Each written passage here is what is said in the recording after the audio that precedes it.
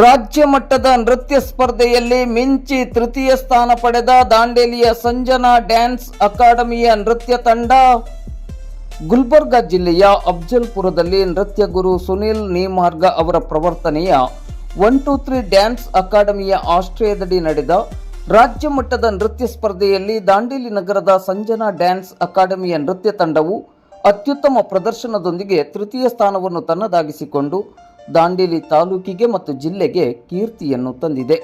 ನಗರದ ಪ್ರತಿಭಾನ್ವಿತ ನೃತ್ಯ ಗುರು ಸಂಜನಾ ಭೋವಿಯವರ ಸಂಜನಾ ಡ್ಯಾನ್ಸ್ ಅಕಾಡೆಮಿಯ ವಿದ್ಯಾರ್ಥಿಗಳಾದ ಸೃಷ್ಟಿ ಪಾಟೀಲ್, ಅನ್ವಿತಾ ಕೋರ್ಚಿ, ಸುಪ್ರೀತಿ ಗಾಂವ್ಕರ್, ಪೂರ್ವಿಕಾ ಕೇರ್ಕರ್, ಮುಸ್ಕಾನಾ ಜಮೀರ್ ಅವರ ತಂಡ ಅದ್ಭುತ ಸಮೂಹ ನೃತ್ಯವನ್ನು ಮಾಡಿ ರಾಜ್ಯ ಮಟ್ಟದಲ್ಲಿ ತೃತೀಯ ಸ್ಥಾನವನ್ನು ತಮ್ಮದಾಗಿಸಿಕೊಂಡಿದ್ದಾರೆ.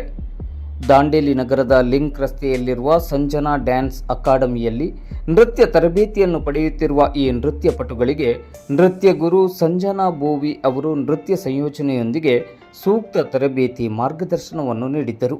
ರಾಜ್ಯ ಮಟ್ಟದಲ್ಲಿ ಸಾಧನೆಗೈದ ಸಂಜನಾ ನೃತ್ಯ ಅಕಾಡೆಮಿ ಹಾಗೂ ನೃತ್ಯ ವಿದ್ಯಾರ್ಥಿಗಳಿಗೆ ನಗರದ ಗಣ್ಯರನೇಕರು ಅಭಿನಂದನೆಗಳನ್ನು ಸಲ್ಲಿಸಿದ್ದಾರೆ.